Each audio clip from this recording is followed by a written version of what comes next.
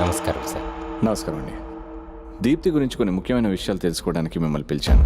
ఓహో, చిన్నప్పటి నుంచి తెలుస్తాను. తనకు తాతయ్య ఉన్నప్పటికీ మా ఆశ్రమంలోనే ఉండేది. తనకు తన తల్లి జ్ఞాపకార్థంగా మిగిలింది ఆ ఆశ్రమం ఒక్కటే.